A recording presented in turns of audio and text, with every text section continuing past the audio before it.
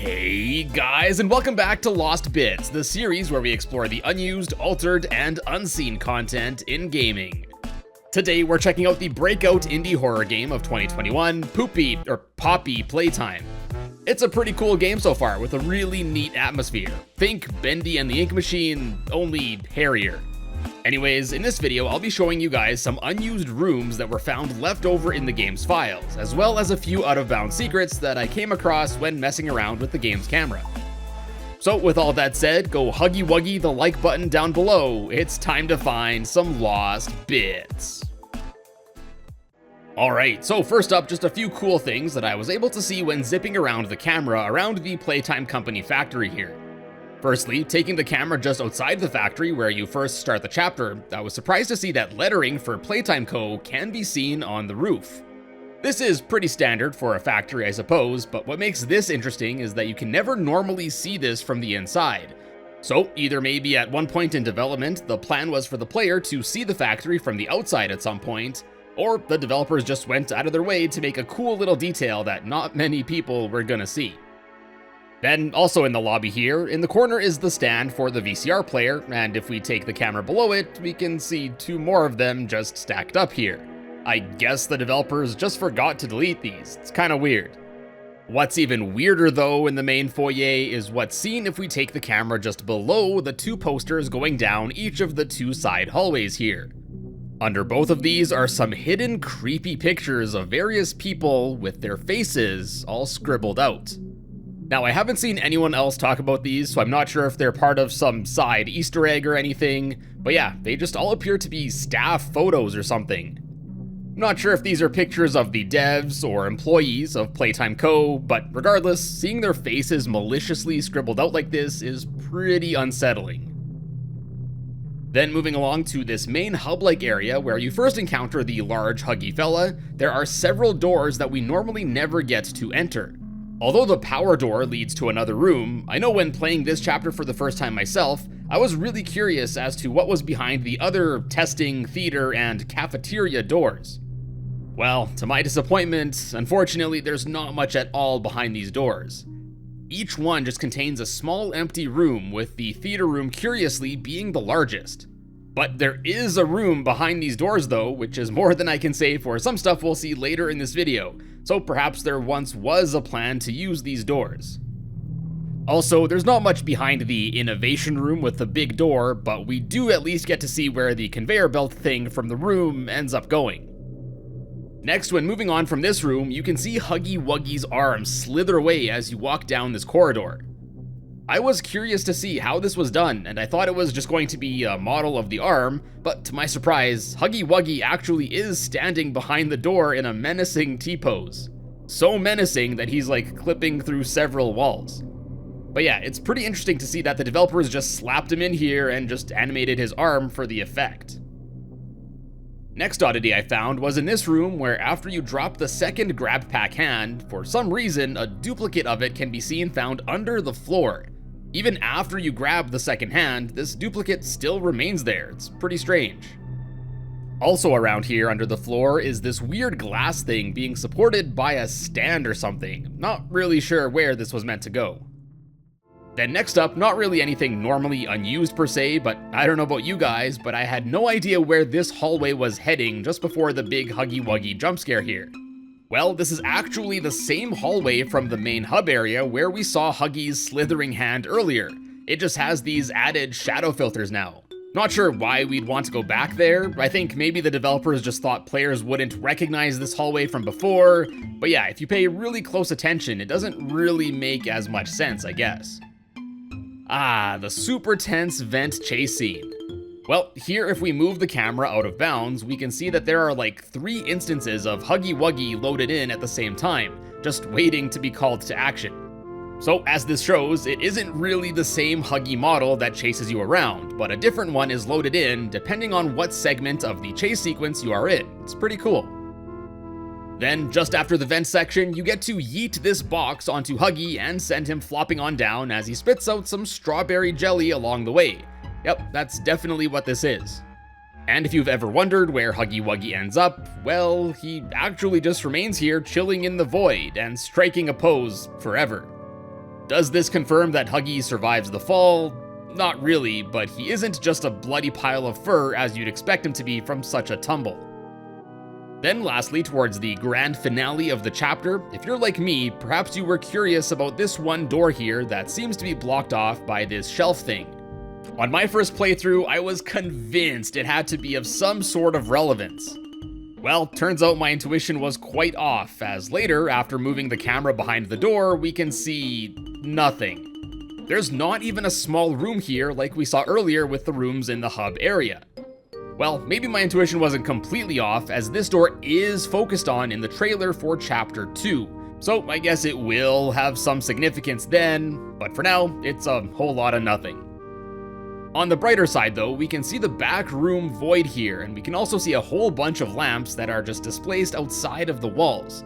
Not sure why these are here, but I imagine it would have something to do with how the lighting effects are handled in this hallway.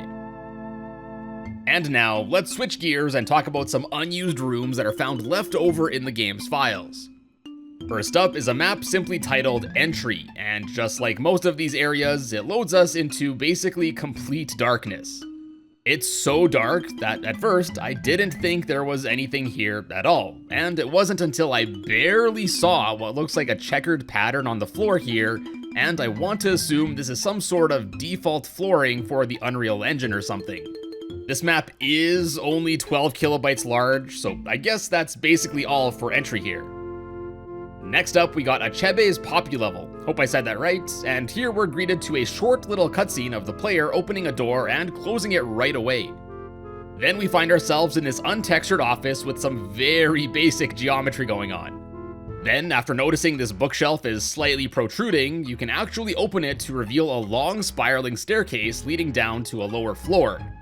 Then, at the bottom of the staircase is another door, and this one leads us to what looks to be an early version of the Poppy room at the end of the chapter.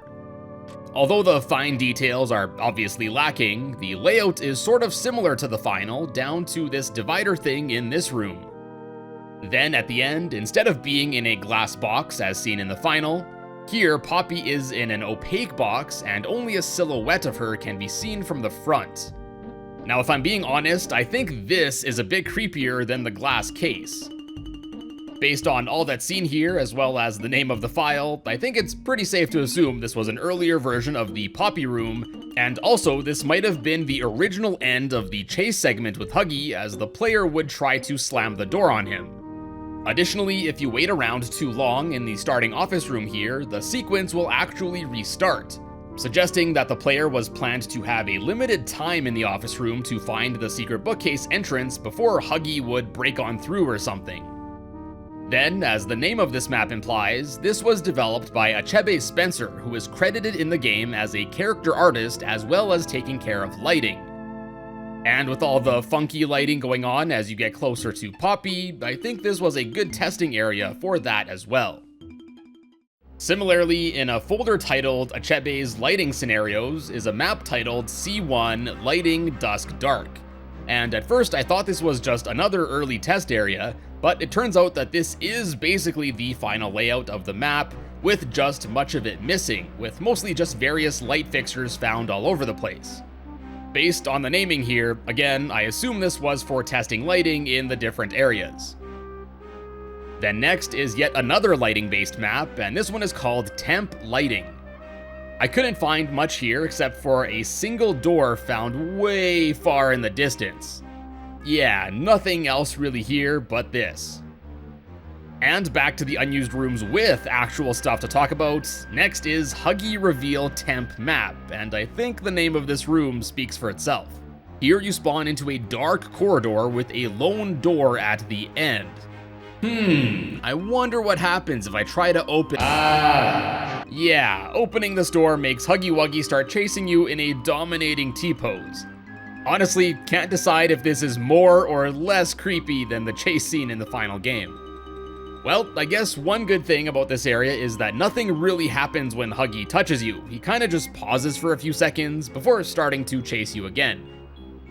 It was really amusing seeing Huggy in a goofy state like this, and the music only made it that much better.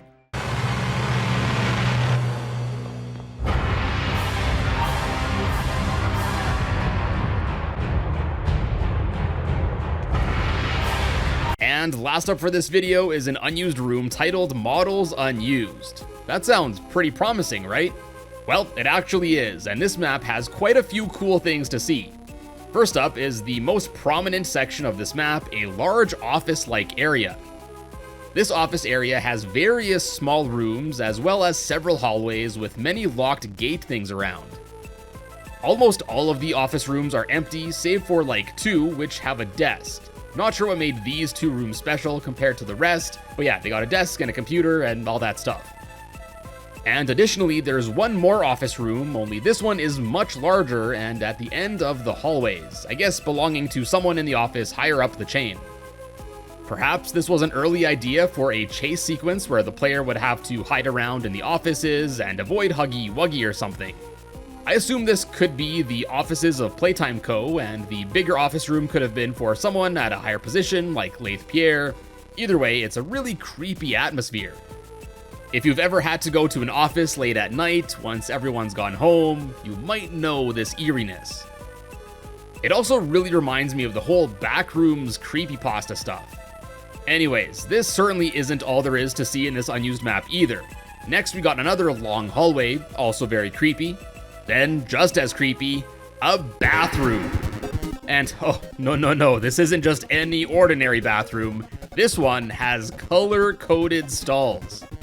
And if you've played through Chapter 1 of this game, you may recognize that from left to right, this is the same color order seen on the train at the start, which happens to be the password for the door to the security room. So perhaps this was once planned to be the original way to find out the color combination? Honestly, a trip to the Playtime Co. bathroom would have been pretty cool, I suppose. There's not much else to this bathroom here, so now on to the final area of this map. First is this hallway with some sort of big locked door. By now you've realized doors and walls are no match for me, so going through this lock thing reveals probably the most disturbing room yet. Here we can see an assembly line of doll parts, I assume for producing Poppy dolls. All of these heads are seriously creepy. I know we kinda see something like this in the intro cinematic when starting a new game, but this would have been a really disturbing area to actually see during the chapter. Maybe this is something we'll see in future chapters or trailers or something, but for now, I guess it'll just keep doing its job of fueling my nightmares for a bit. And that's about it for Chapter 1. Check out some of my other Lost Bits videos if you haven't already, subscribe to find your way back for future videos, a big thank you to all of my channel members, and as always, thank you all so much for watching, and I will see you in a bit.